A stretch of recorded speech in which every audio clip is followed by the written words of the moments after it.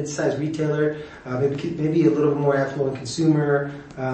We make it a point, especially like in the summer, we make trips to the Bay Area or to the Pacific Northwest or to the East Coast and set up meetings with the retailer, with the produce managers, and explain to them, what it is. Because again, once I see it every time, once you are one-on-one with one person and they're asking you all these questions and they get what it is, and that really their contribution is pennies on the dollar, it's 4 cents for 2 pounds of zucchini, right, and it's making this type of impact, they're like, oh, well, I can do that. Right, when they understand what the impact is of it. And how really little their contribution is into this machine, that those 4 cents is a big, it multiplies, it's exponential, the benefit that those cents, those pennies on the dollar have. And in so doing, you're changing the food paradigm. But a lot of people don't understand that. They think, oh, sure, I'm going to pay those 4 cents, but I'm giving it to the guy at the top that's growing that. He's the one getting rich. No, because that's what happens sometimes with charities, where you and then your money's not getting to where you want it. Or it's only a small percentage. It turns out that 5 cents of the dollar you donated is actually going towards veterans or whatever. Mm-hmm. And so this is not that. And so, but once you have a chance to explain it to your consumer, you see that light bulb and they're all in. And I feel like that's what's lacking in the fair trade world, is more of that outward push, that information push, like to everybody, what is this about? How does it work?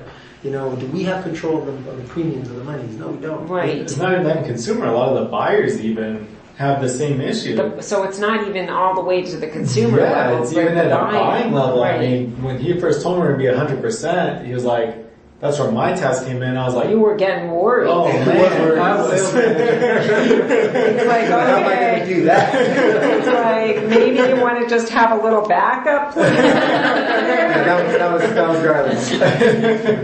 Yes, and I'm still fighting tooth and nail with these, with these people, because they don't get it. They don't, So we always go back to the thing, like when we first, just like they always say, we always implement things way beforehand.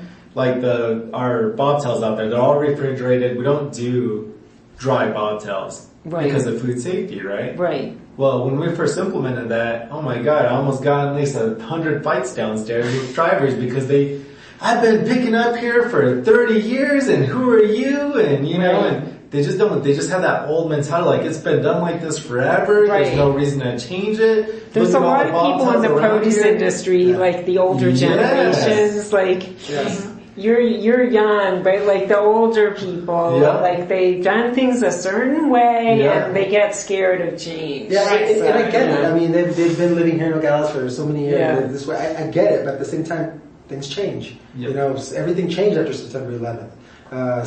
Food security, all that became really, really big. Yeah. And we live with those realities here. But yet again, you still see bobtails like Garland was good as you. Right now, I'm sure as we drive out, I'm sure we'll hit 100-degree weather with So what's it called when it's a phrase you're using? Bobtails? Yeah, bobtail. It's I don't know. So those are like the smaller trucks. It's BOB.